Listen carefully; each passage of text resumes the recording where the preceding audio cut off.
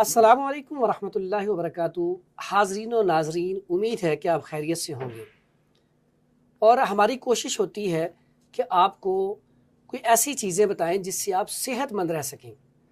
आज का जो हमारा सेगमेंट है वो है कद के हवाले से, और इसमें इतनी ज़्यादा परेशानी होती है, माँ बाप बड़े परेशान होते हैं जब बच्चियों के रिश्ते करने होते हैं, बच्चों के रिश्ते करने होते हैं। और यही नहीं, ऐसे बच्चे जिनका कद छोटा रह जाता है वो एहसास कमतरी का शिकार हो जाते हैं। वो स्कूल में पढ़ रहे हों, कॉलेजेस में पढ़ रहे हों, यूनिवर्सिटीज़ में पढ़ रहे हों, एहसास कमतरी का शिकार हो जाते हैं। तो इसके लिए आज हम कोशिश करेंगे कि आपको इन्फॉर्मेशन दें। उसके लिए हमने दावत दी है, बड़े ही फेमस हैं और काफ़ी अरसे से एक कॉलेज में पढ़ा रहे हैं और साथ ही साथ कामयाब मतब कर रहे हैं। और एक बड़ी अच्छी ज़बरदस्त बात यह है कि कद के हवाले से इनका एक्सपीरियंस जो है वो काफ़ी अच्छा है। इनके पास पेशेंट बड़े ज़्यादा आते हैं इसी मर्ज़ के हवाले से।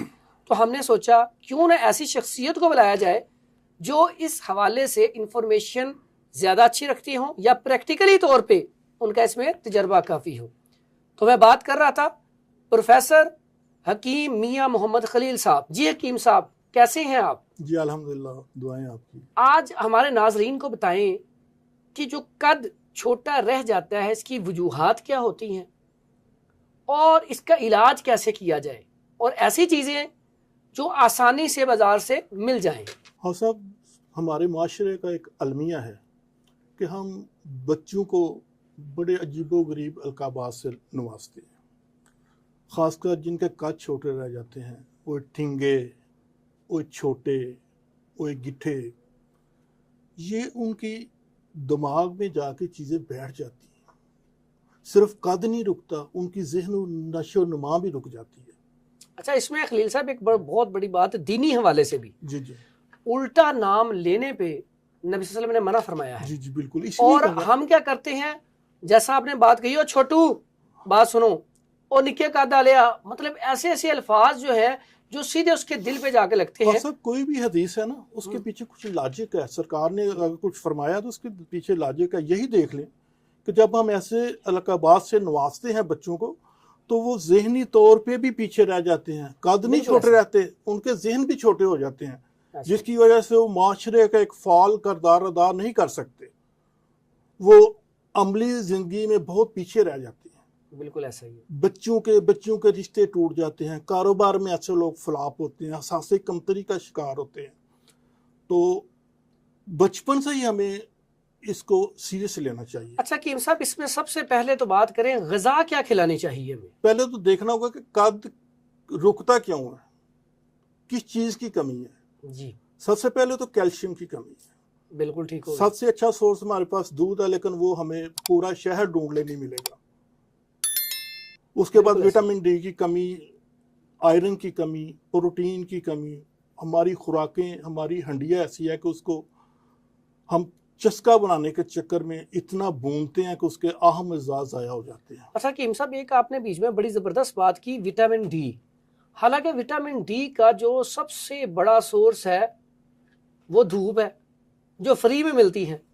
अगर सुबह जब सूरज निकलता है, बंदा उस टाइम थोड़ी देर धूप जो है उसमें बैठ जाए तो उससे विटामिन डी पूरा हो जाता है। और इसके ऊपर भी बात बताएं ज़रा, पहले जो माएँ होती थी वो देसी घी की मालिश करके तो बच्चे को थोड़ी देर तक धूप में बिठाती थी। तो देखें, देसी घी भी विटामिन डी और धूप से भी विटामिन डी, यानी कि ये तो ऐसी चीज़ है कि आप घर में बैठे ये नुस्खा इस्तेमाल कर सकती हैं। हाँ सर, 90% जो अमराज इस वक्त है ना, वो हमारे लाइफ स्टाइल की वजह से।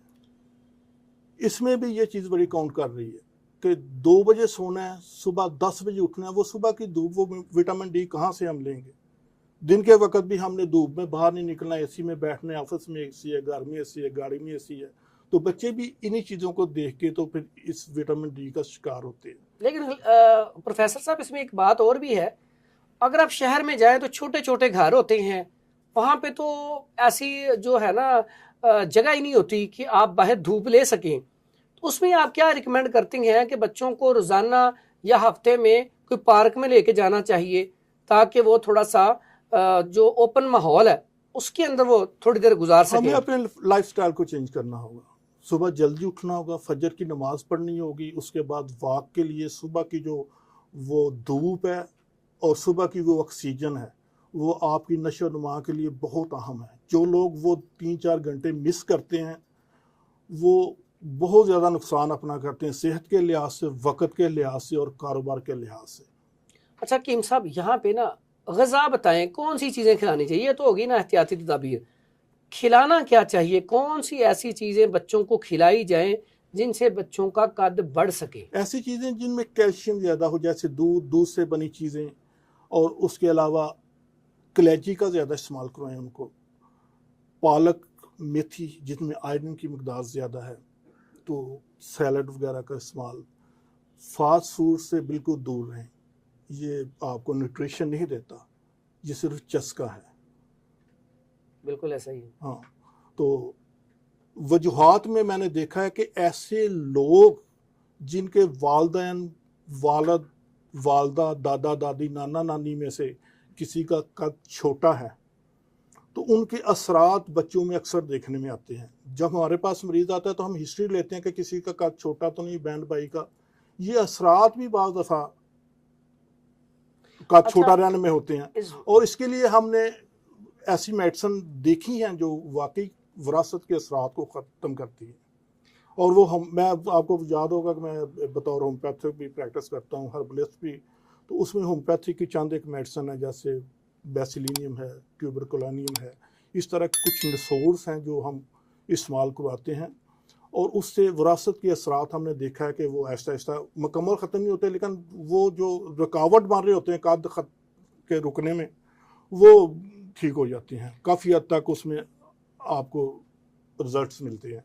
लेकिन ये नसोड़ जो हैं ये बड़े हसास मेडिसिन होती हैं, इनको अपने मुआलिज के मशवरे से इस्तेमाल कीजिएगा। अच्छा कीम साहब, मैंने देखा है जो बच्चे जंपिंग बहुत ज़्यादा करते हैं कच्ची मिट्टी के ऊपर और साथ ही साथ कच्ची मिट्टी में खेलती हैं, जैसे हम गांव में जाएं फसलों में बच्चे बड़े शौक से खेलते हैं। मेरे अपने बच्चे जब जाते हैं वहाँ पे मट्टी में मट्टी हो जाते हैं, खेलते हैं, फिर वहाँ पे जंपिंग करते हैं।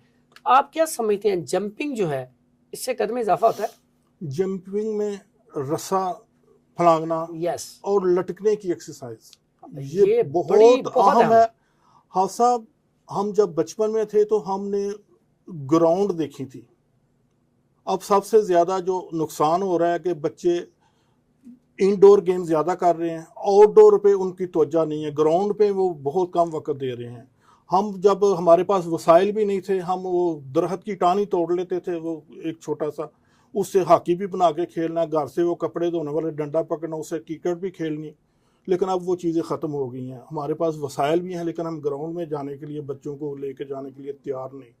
ना उनके पास मोबाइल से इतना वक्त है, ना हमारे पास उनको ले जाने के लिए वक्त है। ये तो खलील साहब आपने बड़ी ज़बरदस्त बातें हमें बता दी। कोई नुस्खा भी हमें बताएंगे या बस सिर्फ ये बातें ही आप बताएंगे हमें? कोई नुस्खा भी, कुछ चीज़ आपने ऐसी कोई लेके आए हैं वो हमें बताएं, कौन सा नुस्खा इस्तेमाल करवाया जाए साथ जिससे कद बढ़े? हाँ साहब, मुरब्बा बांस ये बड़ी कमाल की चीज़ है।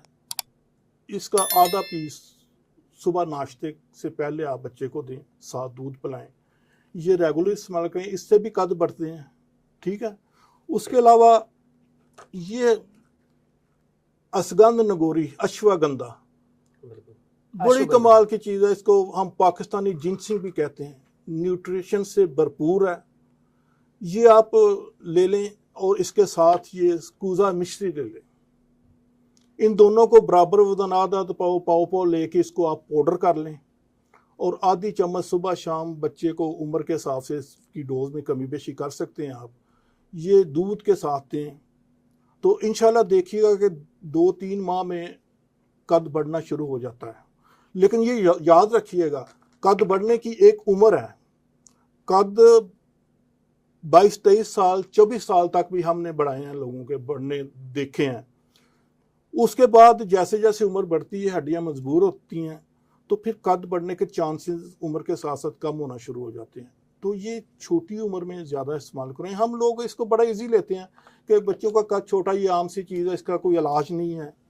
इसकी कोई तरकीब नहीं है कि इसको बड़ा करने की, लेकिन अच्छा। मेडिकल अब बहुत तरक्की कर गई है। अच्छा हकीम साहब, जो आपने नुस्खा बताया ना, ये नुस्खा वाकई बहुत अच्छा है, क्योंकि नाज़रीन मैं खुद भी अपने मतलब पर जो नुस्खा इस्तेमाल करता हूँ उसमें अश्वगंधा, जिसको असगंधा रागोरी हकीम साहब ने कहा, ये 50 ग्राम, और कूजा मिश्री 50 ग्राम, और मगज़ बनोला वो भी 50 ग्राम, 3 चीज़ें इनका पाउडर करके आप चम्मच का चौथाई हिस्सा सुबह और शाम निहार, यानी कि सुबह निहार शाम को 4 बजे दूध के साथ दे दें तो वाकई ही कद में इजाफा होना शुरू हो जाता है। साथ आप मुरब्बा बांस इस्तेमाल करवाना शुरू करें, और साथ ही साथ आपने क्या करना है, जंपिंग करवाएं, पार्कों में लेके जाएं, तो इससे क्या होगा, बच्चों का कद बढ़ना शुरू हो जाएगा और आप लोगों की परेशानी खत्म हो जाएगी। अच्छा हकीम साहब। हाँ सर, मैं एक चीज़ नाज़रीन के गोशगुजार करना चाहूँगा। मेरे पास जितने भी बच्चे आते हैं हाइट के लिए, कद बढ़ाने के लिए, मैं उनका गला ज़रूर चेक करता हूँ, और 75% बच्चे या लड़के ऐसे होते हैं जिनके टॉन्सिल्स बड़े होते हैं, बिल्कुल, गले के गदूद बड़े होते हैं, ठीक जी। है। उसकी वजह क्या है? जब उनसे हिस्ट्री लेते हैं तो कुरकुरे खा रहे हैं जी, पापड़ खा रहे हैं, कोल्ड ड्रिंक्स का ज़्यादा इस्तेमाल है, खट्टी चीज़ें, फास्ट फूड, उसकी वजह से गले जब वो मुतवरम होते हैं, उनमें सोजिश पैदा होती है, तो आपकी इम्यूनिटी जो है ना वो जिस्म की, वो ऐसा सा वीक होना, और वो ये लोकल बाजारी गंदे तेल में बने होते हैं, जिसकी वजह से आपका मैदा डिस्टर्ब होता है, भूख नहीं लगती बच्चे को। माएँ हमारे पास आके शिकायत करती हैं कि ये बच्चा खाता कुछ नहीं, इसको ज़बरदस्ती देना पड़ते हैं। जब उसने खाना कुछ नहीं है तो फिर उसकी नशोनुमा कैसे बढ़ेगी? हकीम साहब ऐसा तो ना करें, आप बच्चों की चीज़ें बंद करी जा रहे हैं, इस तरह तो आपको बच्चे बददुआएं देंगे। बच्चों के खाने के लिए और बड़ी चीज़ें हैं सब, तो वो बच्चों को नेचुरल चीज़ दें, अच्छा। नेचुरल चीज़ों पे लाएं उनको, उनका बचपन से ज़हन बनाएं कि हमने ये खाना है। देखें बच्चे बच्चे ही होते हैं, आप तो उनके ऊपर पाबंदियां लगाई जा रहे हैं, ये तो ज्यादती है। बच्चों की सेहत से ज्यादा कोई चीज कीमती नहीं। हाँ, ये बात आपने कही कि बच्चों की वालिदैन का फर्ज है सेहत, कि वो बच्चों को पैसे ना दें, लंच बॉक्स बुला के उनके बॉक्स में रखें। हकीम साहब ये कैसी बात करते हैं, वालिदैन जब पैसे नहीं देते बच्चे जेब से खुद ही निकाल लेते हैं, वहां पे आप क्या करेंगे? ये तो आपने फिर आप डॉक्टरों की जेबें भरने के लिए तैयार हो गए, यानी कि फिर ज्यादा पैसे खर्च होंगे लेकिन मर्ज भी नहीं जाएगा। मर्ज भी नहीं जाएगा। अच्छा, ये जो आपने बात कही ना, वाकई टॉन्सल्स का जो इशू है, बल्कि मैंने बहुत सारे अतिब्बा जो पुराने हैं वो देखे हैं, बहुत सारे अतिब्बा, वो जो अतिब्बा थे ना वो क्या करते थे, वो इसमें ना गले की दवाई सिर्फ देते थे। मैंने एक तबीब को देखा, जो भी पेशेंट आए, बच्चा खास करके, सिर्फ उसका गला चेक करता था, नब्ज चेक ही नहीं करता था। मैंने आपको अच्छा, इसमें एक मिनट में बात करता हूँ, इसमें ना क्या खमीरा बनफ्शा या शरबत बनफ्शा, जो भी पेशेंट आता उसको यही देता जो बच्चे होते थे। और ये वाकई बात सही है कि बच्चों की बीमारियां 80% गले से ही स्टार्ट होती हैं। सर मैंने एक बात की है कि 75% बच्चे मैंने कद रुकने की वजह जो वो टॉन्सिल की वजह से देखे हैं। और आपको एक हैरतंगी चीज़ बताऊं कि मैं उनको सिर्फ सिंगल रेमेडी देता हूं, और वो है तिब्बे नबवी की बेहतरीन दवाई कुत शीरी, जिनको कुस्त शीरी भी कहते हैं, कुट शीरी भी कहते हैं, किस्त शीरी भी कहते हैं। वो शहद में मिला के हम देते हैं। बिल्कुल, ये हदीस में इसका जिक्र आता है। और उसके अलावा या शरबत दूध से या किसी अच्छी कंपनी का ले लें, उसमें थोड़ा सा मिक्स करके सुबह शाम बच्चे को देते हैं।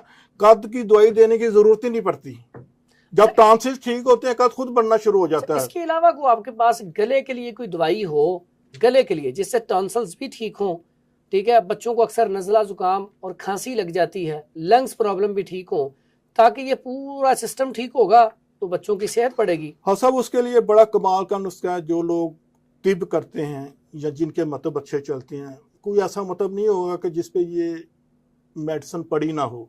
जी जी, लेकिन ये आपकी दनाई है कि आप उसको किस किस जगह पे इस्तेमाल करवाते हैं। जी जी, हल्दी, लेकिन शर्त है ये कि ये बाजारी ना हो, आपने खुद लेके इसको पिसवाया हो।